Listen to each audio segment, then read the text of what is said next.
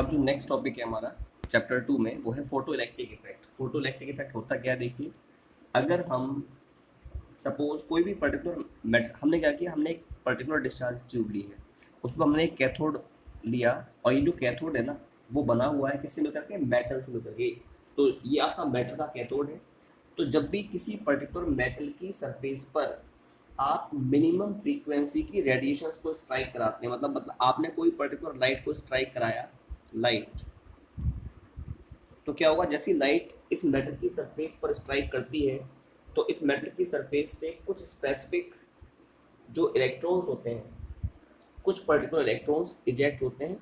और ये जो आपके इलेक्ट्रॉन्स हैं वो मेटल की सरफेस से इजेक्ट होंगे, कैथोड से इजेक्ट होंगे और एनोड की तरफ मूव करेंगे। ये जो होता है इलेक्ट्रॉन्स, ये सारे के सारे इलेक्ट्रॉन्स होते हैं जो मेटल की सरफेस से इजेक्ट होते हैं और एनोड की ओर जाते हैं, because these electrons originate from the metal surface by striking the light of minimum frequency। इसी वजह से इनको हम लोग कहते हैं photo electrons.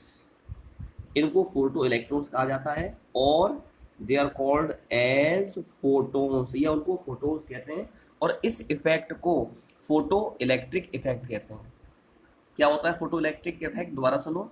When the radiations of with minimum frequency strike on the metal surface, और इन मेटल की सरफेस से जो आपके फोटोन्स होते हैं, जो इलेक्ट्रॉन्स हैं, उनका इजेक्ट होना, यही कहलाता है फोटो इलेक्ट्रिक इफेक्ट। और इन इजेक्टेड इलेक्ट्रॉन्स को फोटोन्स कहते हैं या फोटो इलेक्ट्रॉन्स कहते हैं। दोबारा सुनो, हमने क्या किया, क्या होता है photo electric effect, when the radiations with minimum frequency strike on the metal surface, then the electrons starts to eject from the metal surface. This particular phenomena is called as photoelectric effect, and the emitted electrons are called as photoelectrons or they are called as photons। यहाँ पर आपने एक discharge tube ली है, इसमें 2 electrodes लिए थे और इनसे एक बैटरी को करा दिया कनेक्ट और एक एमिटर आपने लगाया है। एक आपने क्या लगाया, एमिटर लगाया। तो आप देखते हैं कि मेटल की सरफेस से फोटो इलेक्ट्रॉन्स का इजेक्शन आपका स्टार्ट हो जाता है। अब क्वेश्चन यहाँ पर ये है, what are the observations, what are the observations of this specific experiment. इस एक्सपेरिमेंट के क्या ऑब्जर्वेशंस हैं, क्या ऑब्जर्वेशन आपको मिले, उसके बारे में हम लोग बात करते हैं। तो पहला जो ऑब्जर्वेशन है वो ये है कि जब भी आप किसी भी पर्टिकुलर मेटल की सरफेस पर रेडिएशन को स्ट्राइक कराते हैं तो उनकी एक मिनिमम फ्रीक्वेंसी होनी चाहिए जो फोटो इलेक्ट्रॉन्स के इजेक्शन के लिए रिस्पॉन्सिबल है। ठीक है, एक स्पेसिफिक फ्रीक्वेंसी है which is said to be the minimum frequency, वो होनी चाहिए। उसको आप न्यू नॉट से रिप्रेजेंट करते हैं। ठीक है, अगर सपोज जिस लाइट को आप मेटल सरफेस पर स्ट्राइक करवा रहे हैं, अगर इसकी फ्रीक्वेंसी इस मिनिमम फ्रीक्वेंसी से कम है तो फोटोन्स का इजेक्शन मेटल की सरफेस से नहीं होता है। ठीक है, और ये जो आपकी मिनिमम फ्रीक्वेंसी है जिसकी वैल्यू आप लोग न्यू नॉट लेते हैं, इसको हम लोग कह देते हैं थ्रेशोल्ड फ्रीक्वेंसी।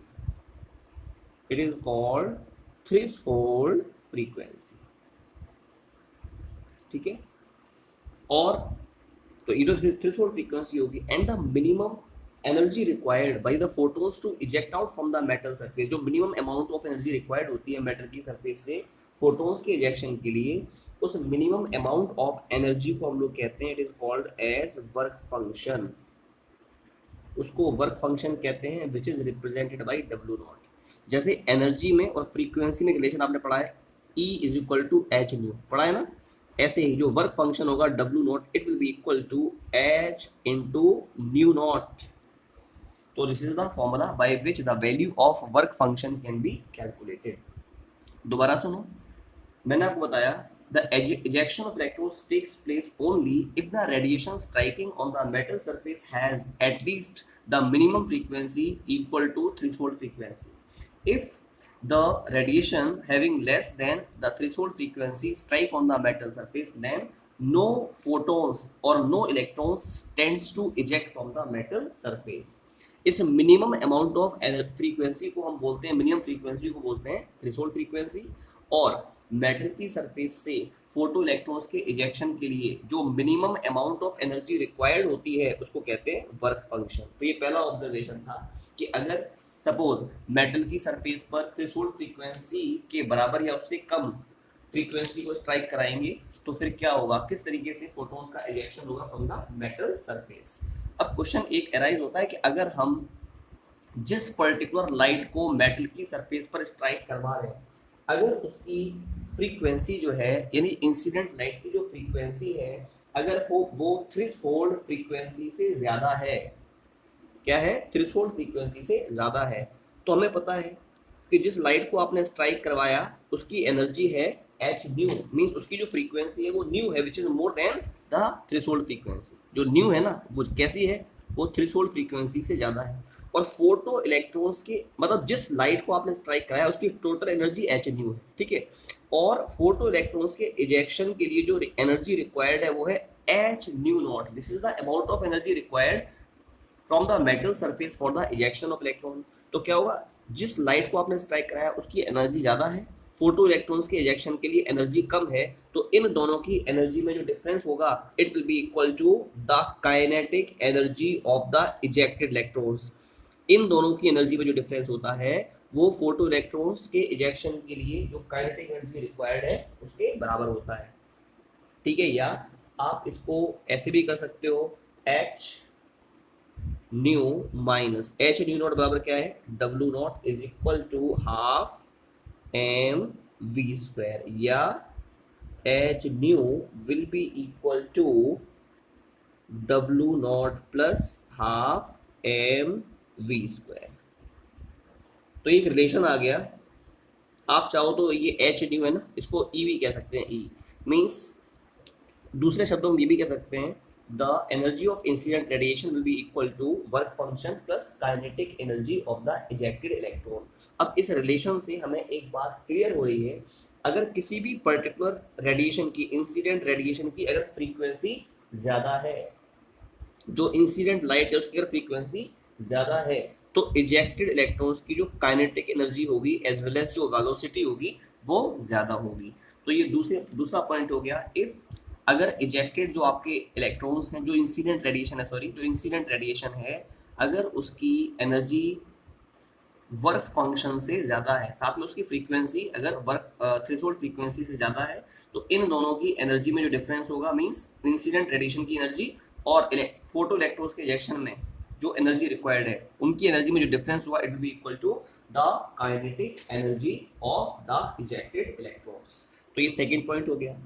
थर्ड पॉइंट जो इसमें है वो भी इंपॉर्टेंट है कि जो वेलोसिटी होती है इजेक्टेड इलेक्ट्रॉन की, the velocity of ejected electrons, जो इलेक्ट्रॉन्स आपके यहाँ से इजेक्ट हो रहे हैं उनकी जो वेलोसिटी होगी, you are seeing that it depends upon the, it is found to be directly proportional to the frequency of incident radiation,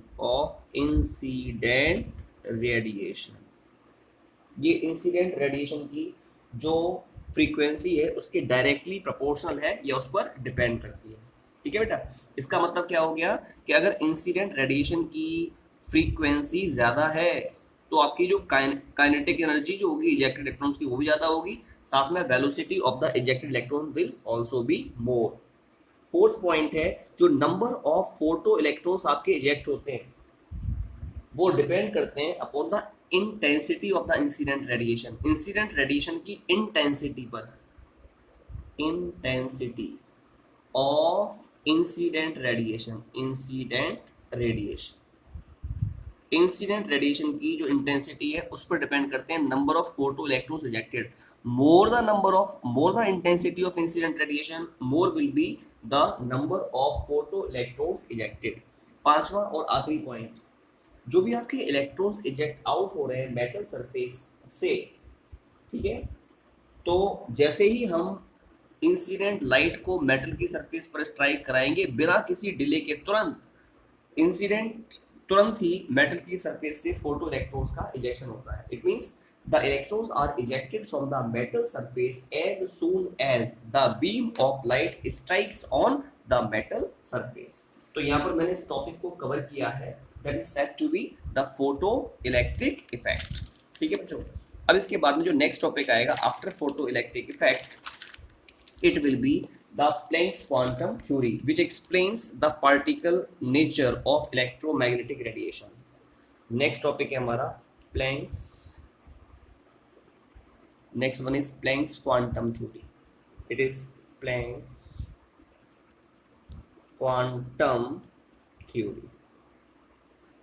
actually अगर मैं प्लैंक्स क्वांटम थ्योरी की बात करता हूं तो इस थ्योरी की हेल्प से we can explain the phenomena of black body radiations, black body radiations, इसके फिनोमेना को, as well as we can explain the photoelectric effect also. Photoelectric effect. तो कहने का मतलब ये हो गया कि ब्लैक बॉडी रेडिएशन और फोटो इलेक्ट्रिक इफेक्ट, ठीक है, इसको एक्सप्लेन करने के लिए एक साइंटिस्ट थे, उनका नाम था मैक्स प्लैंक. क्या नाम था? Max Planck. इन्होंने 1900 में एक स्पेसिफिक थ्योरी को प्रपोज किया which is called as Planck's quantum theory. दोबारा सुनो क्या बताया. To explain the phenomena of black body radiations and photoelectric effect, Max Planck in 1900 put forward a theory called Planck's quantum theory. अब ये theory क्या थी, इसके क्या क्या पॉस्टुलेट्स थे, उसके बारे में बात करता हूँ. तो पहला पॉस्टुलेट ये था, इन्होंने बताया जब भी कोई भी पर्टिकुलर सोर्स से, किसी भी पर्टिकुलर सोर्स से जो आपकी एनर्जी है, ठीक है, अगर किसी भी पर्टिकुलर सोर्स से एनर्जी क्या होती है, एमिट होती है, तो उसका जो एमिशन होता है या कोई, मैं सोर्स नहीं ले रहा, मैं कोई भी पर्टिकुलर बॉडी ले रहा हूँ, सपोज किसी भी पर्टिकुलर बॉडी से जो एनर्जी अगर एमिट हो रही है, या एनर्जी आपकी एब्जॉर्ब हो रही है, किसी भी पर्टिकुलर सोर्स से एनर्जी का एब्जॉर्प्शन या एनर्जी का जो एमिशन होता है वो कंटिन्यूअसली नहीं होता, बल्कि डिसकंटिन्यूअसली होता है in small packets of energy. और ये जो आपके स्मॉल पैकेट्स होते हैं एनर्जी के, इन्हीं को हम क्या कह देते हैं, क्वांटम कहते हैं. क्या कहते हैं? क्वांटम कहते हैं. दोबारा सुनो, जो आपकी रेडिएशंस होती हैं या जो आपकी रेडिएंट एनर्जी होती है which is suppose to be emitted और absorb by a specific body, तो किसी भी पर्टिकुलर बॉडी से रेडिएंट एनर्जी का जो एब्जॉर्प्शन होता है या एमिशन होता है वो कंटिन्यूअसली नहीं होता, बल्कि वो डिसकंटिन्यूअसली होता है in the small packets of energy, and these small packets of energy are called as quantum. ये पहला पॉइंट था प्लैंक्स क्वांटम थ्योरी को एक्सप्लेन करने का. दूसरा पॉइंट ये था कि किसी भी क्वांटम की जो एनर्जी होती है या एक क्वांटम की जो एनर्जी होती है, it is found to be directly proportional to the frequency of the incident radiation. Means, दोबारा सुनो, the energy of a quantum is found to be directly proportional to the frequency of the incident radiation. Means E is proportional to nu, या E is equal to हो जाएगा h nu. ठीक है, यहाँ पर जो h होगा वो क्या कहलाएगा, it will be Planck's constant. ये आपका Planck's constant होता है. ठीक है, साथ में इसकी जो वैल्यू होती है हम जानते हैं वो फिक्स होती है 6.6 इंटू 10⁻⁻34 जूल इनटू सेकेंड. ये इसकी एनर्जी होती है. तीसरा पॉइंट है, थर्ड पॉइंट है, किसी भी पर्टिकुलर बॉडी के द्वारा जो टोटल अमाउंट में एनर्जी एब्जॉर्ब होती है या टोटल अमाउंट में एनर्जी एमिट होती है, it will always be in the whole number of quanta. Means कहने का मतलब है एक क्वांटम की जो एनर्जी है वो है एच न्यू.